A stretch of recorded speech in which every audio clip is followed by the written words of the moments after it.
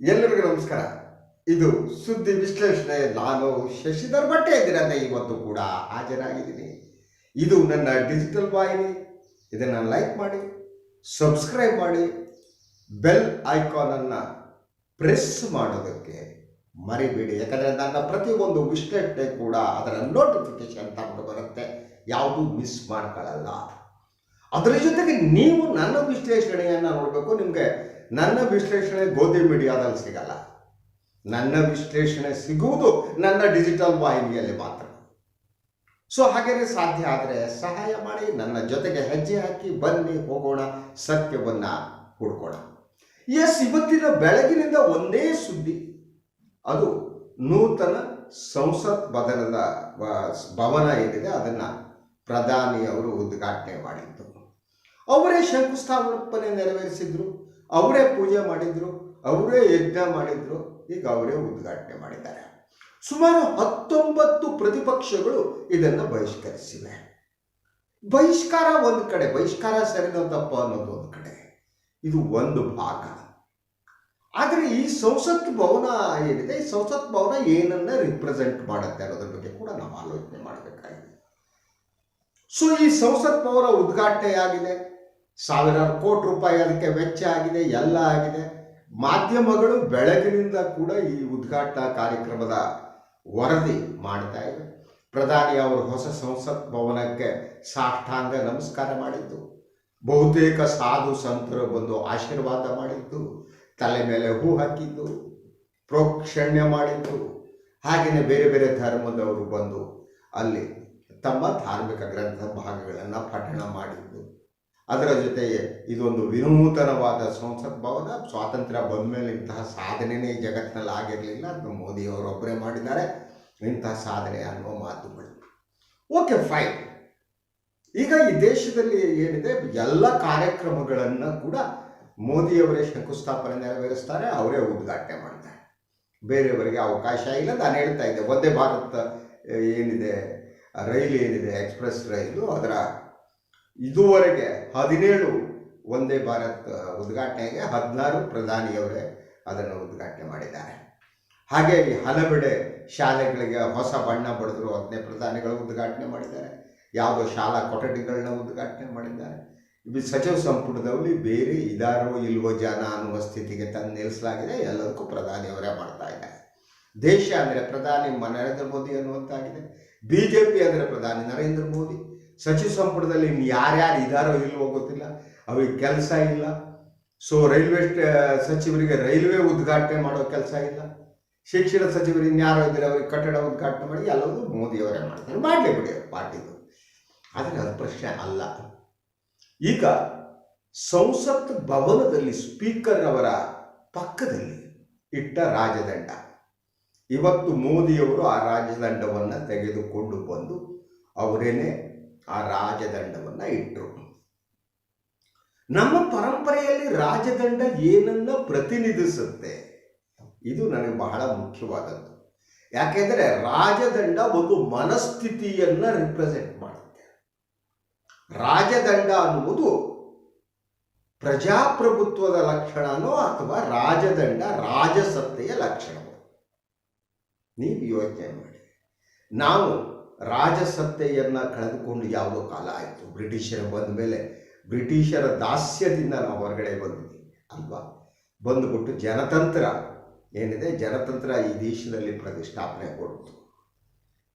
ನಮ್ಮ ಸಿಂಬಾಲ್ ಏನಿದೆ ಅದು ಅಶೋಕ ಚಕ್ರ ಆಗಿತ್ತು ಅಲ್ವಾ. ಈಗ ರಾಜದಂಡ ಬಂದಿದೆ. ರಾಜದಂಡ ಎಲ್ಲೆಲ್ಲಿರುತ್ತೆ, ಯಾವ ದೇವಸ್ಥಾನದಲ್ಲಿತ್ತು, ಅದನ್ನು ಯಾರು ತಂದರು, ಯಾರು ಇಟ್ಟರು ಬೇರೆ. ರಾಜದಂಡ ಅನ್ನುವುದು ರಾಜಸತ್ತೆಯ ಮನಸ್ಥಿತಿಯಾಗಿದೆ. ರಾಜಸತ್ತೆ ಆಗಿರುತ್ತು. ರಾಜಸತ್ತೆ ಅನ್ನುವುದೇ ಒಂದು ಸರ್ವಾಧಿಕಾರಿ ಮನಸ್ಥಿತಿ. ರಾಜ ಮಾಡಿದ್ದು ಸರಿ, ರಾಜ ಯಾವ ಮನಸ್ಸಿಗೆ ಬೇಕಾದರೂ ಮಾಡ್ಬೋದಾಗಿತ್ತು. ಮಂತ್ರಿಗಿಂತ ಇರ್ತಿದ್ರು, ಅವ್ರು ಲೆಕ್ಕಕ್ಕಿರಲಿಲ್ಲ. ಸೊ ಆ ಕಾಲದಲ್ಲಿ ಏನಾದ್ರು ಉದ್ಘಾಟನೆ ಮಾಡಿದ್ರೆ ರಾಜನೇ ಉದ್ಘಾಟನೆ ಮಾಡ್ತಿದ್ದ, ಪ್ರತಿಯೊಂದು ರಾಜನೇ ಮಾಡ್ತಿದ್ದ. ಕುದುರೆ ಮೇಲೆ ಕುತ್ಕೊಂಡು ಡುಗ್ ಡುಗ್ ಡುಗ್ ಅಂತ ಎಲ್ಲ ಹೋಗ್ತಿದ್ನಂತೆ, ಬರ್ತಿದ್ದಂತೆ ರಾಜ. ಮಂತ್ರಿ ಮಂಡಲ ಇರ್ತಿತ್ತು, ಅವ್ರು ಸಲಹೆ ತಗೋಬೋದಾಗಿತ್ತು, ಬಿಡಬಹುದಾಗಿತ್ತು. ರಾಜಸತ್ತೆ ಸರ್ವಾಧಿಕಾರದ ಪ್ರತೀಕವಾದದ್ದು. ಜನತಂತ್ರದ ಪ್ರತೀಕ ಆದದ್ದಲ್ಲ. ನನ್ನ ಪ್ರಶ್ನೆ ಇರುವುದು ಇಲ್ಲಿ, ನಮ್ಮೆಲ್ಲರ ಪ್ರೀತಿಯ ಪ್ರಧಾನಿಗಳಿಗೆ ರಾಜದಂಡದ ಮೇಲೆ ಯಾಕೆ ಮನಸ್ಸು ಬಂತು? ಅವರು ರಾಜದಂಡವನ್ನು ಯಾಕೆ ಇಷ್ಟಪಡ್ತಾರೆ? ಸರಿ, ನಮಗೆ ನಮ್ಮ ಇತಿಹಾಸ ಗೊತ್ತಿರಬೇಕು. ರಾಜದಂಡ ಇದ್ದಿರೋದನ್ನೆಲ್ಲೋ ಮ್ಯೂಸಿಯಂನಲ್ಲಿ ಇಡಬೇಕು, ಮ್ಯೂಸಿಯಂನಲ್ಲಿ ಇದ್ಬಿಡಬೇಕು. ಇತಿಹಾಸವನ್ನು ಓದ್ಕೋಬೇಕು, ತಿಳ್ಕೊಳ್ಬೇಕು. ರಾಜದಂಡ ಯಾಕಾಗಿತ್ತು, ಹಾಗೆ ಆವತ್ತಿನ ಕುಲಪುರೋಹಿತರು ರಾಜದಂಡವನ್ನು ಹೀಗೆ ಹಿಡಿದು ಮಹಾರಾಜರಿಗೆ ಕೊಡ್ತಾ ಇದ್ರು, ಮಹಾರಾಜರ ರಾಜದಂಡವನ್ನು ಹೇಗೆ ಹಿಡ್ಕೊತಿತ್ತು. ಅದರ ಜೊತೆಗೆ ಹಲವು ದೇವಸ್ಥಾನಗಳಲ್ಲಿ ಇರುವ ರಾಜದಂಡದ ಚಿತ್ರಗಳು ಕೂಡ ಸಾಮಾಜಿಕ ಜಾಲತಾಣದಲ್ಲಿ ಬರ್ತವೆ. ಆದರೆ ಜನತಂತ್ರ ವ್ಯವಸ್ಥೆಯಲ್ಲಿ ಪ್ರಧಾನಿ ನರೇಂದ್ರ ಮೋದಿಯವರಿಗೆ ಮತ್ತು BJPಯವರಿಗೆ ರಾಜದಂಡದ ಮೇಲೆ ಯಾಕೆ ಪ್ರೀತಿ ಬಂತು? ಸುಮ್ಮನೆ ನಮ್ಗೆ ಯಾವುದ್ರ ಮೇಲೆ ಪ್ರೀತಿ ಬರಲ್ಲ. ನಮಗೆ ಇಷ್ಟ ಆಗಬೇಕು, ಇಷ್ಟ ಆದರೆ ಮಾತ್ರ ಪ್ರೀತಿ ಬರುತ್ತೆ ಅಲ್ವಾ? ಇಷ್ಟ ಇಲ್ಲದೆ ಪ್ರೀತಿ ಇಲ್ಲ. ನಾನು ಇದನ್ನು ಇಷ್ಟಪಡ್ತೀನಿ ಅಂದರೆ ಅದ್ರ ಮೇಲೆ ನನಗೆ ಪ್ರೀತಿ ಬರುತ್ತೆ.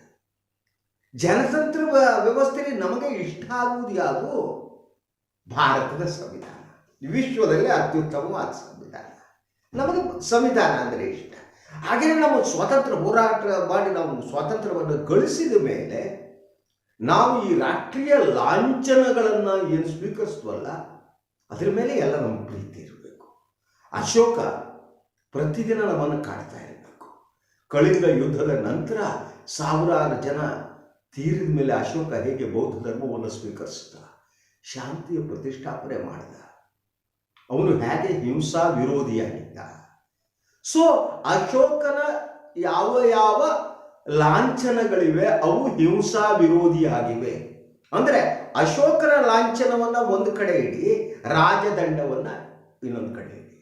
ರಾಜದಂಡ, ದಂಡ ದಂಡನೆ, ದಂಡಿಸುವುದು ಅಲ್ವಾ? ಈ ದಂಡಿಸುವ ಮನಸ್ಥಿತಿ ಏನಿದೆ, ಈ ದಂಡಿಸುವುದಕ್ಕೆ ಯಾವುದೇ ನೈತಿಕತೆ ಇರಬೇಕು ಅಂತಿಲ್ಲ. ರಾಜನಾದವನು ತನ್ನ ವಿರೋಧಿಗಳನ್ನೆಲ್ಲ ಹತ್ತಿಕ್ತಾ, ದಂಡಿಸ್ತಾ, ಮುಳುಗಿಸ್ತಾ, ಅವರನ್ನ ಇಸಿ ಗಲ್ಲಿಗೇರಿಸ್ತಾ ಮುಗಿಸ್ಬಿಡ್ತಿದ್ದ. ರಾಜದಂಡ ಅದನ್ನು ಪ್ರತಿನಿಧಿಸುತ್ತೆ ಮನಸ್ಥಿತಿ. ಯಾವ ರಾಜ ಯಾವುದನ್ನು ರಾಜದ್ರೋಹ ಅಂತ ಪರಿಗಣಿಸ್ತಾನೋ ಅದು ರಾಜದ್ರೋಹ ಆಗ್ಬಿಡ್ತಾ ಇತ್ತು. ಯಾರ ಮೇಲೆ ರಾಜದ್ರೋಹದ ಆರೋಪ ಬರ್ತಿತ್ತೋ ರಾಜಸತ್ತೆಯಲ್ಲಿ ಅದನ್ನ ವಿರೋಧಿಸುವಂತನೂ ಇರಲಿಲ್ಲ, ಅದಕ್ಕೆ ವಿಚಾರಣೆ ಕೂಡ ನಡೀತಿರ್ಲಿಲ್ಲ. ಇವನು ರಾಜದ್ರೋಹಿ, ತಗೊಂಡು ಗಲಿ ಹಾಕ್ತಾನೆ.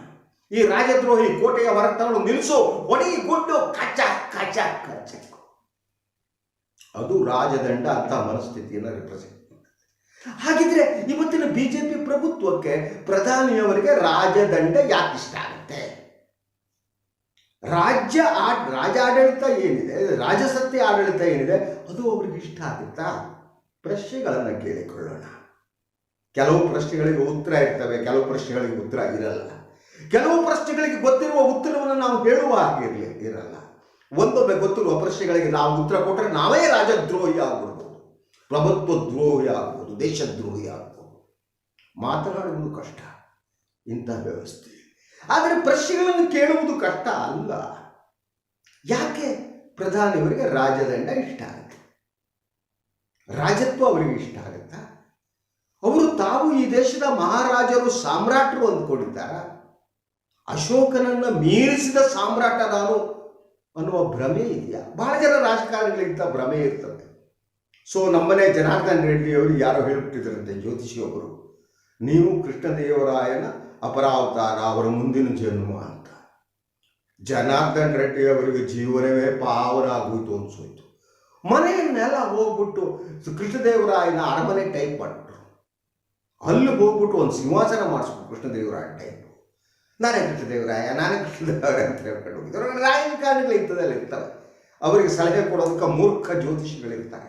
ಅವರಿಗೆ ಜ್ಯೋತಿಷ್ ಶಾಸ್ತ್ರ ಓದಿರ್ತಾರೆ ಅಂತಲ್ಲ, ನಾನು ಶಾಸ್ತ್ರ, ಯಾವುದೇ ಶಾಸ್ತ್ರವನ್ನು ನಾನು ನಿರಾಕರಿಸಲಾರೆ.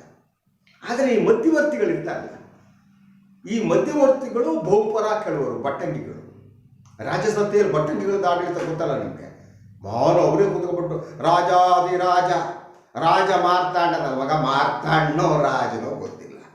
ಈ ಜನತಂತ್ರ ವ್ಯವಸ್ಥೆಯಲ್ಲಿ ಇದನ್ನು ನಡೆದ್ರೆ, ನೀವು ಜನತಂತ್ರ ವ್ಯವಸ್ಥೆಯಲ್ಲಿ ನಾವು ಕೂತ್ಕೊಂಡಂತ ಯಾರು ಪ್ರಧಾನಿ ಇದ್ದಾರೆ, ರಾಜ, ಮಹಾರಾಜ, ಸಾಮ್ರಾಜ, ವಿಶ್ವಗುರು, ಪ್ರಚಂಡ ಪ್ರಚಂಡ ಅಂತ ಹೇಳಕ್ ಶುರು ಬಿಟ್ಟರೆ ಜನತಂತ್ರ ಅನ್ಸ್ಕೊಳ್ಳಲ್ಲ. ನಾನಿಂದ ಸ್ವಲ್ಪ ಲೈಟರ್ ವೇದಲ್ಲಿ ಹೇಳಿದ್ರು ಇದು ಬಹಳ ಮುಖ್ಯವಾದ್ದು. ನಾವು ಜನತಂತ್ರದಿಂದ ರಾಜಸತ್ತೆಯೆಡೆಗೆ ಹೋಗ್ತಾ ಇದ್ದೇವೆ. ಇವತ್ತಿನ ಪ್ರಭುತ್ವಕ್ಕೆ ರಾಜಸತ್ತೆಯನ್ನು ಪುನರ್ಸ್ಥಾಪಿಸುವ ಒಂದು ಮನಸ್ಥಿತಿ ಇದೆಯಾ?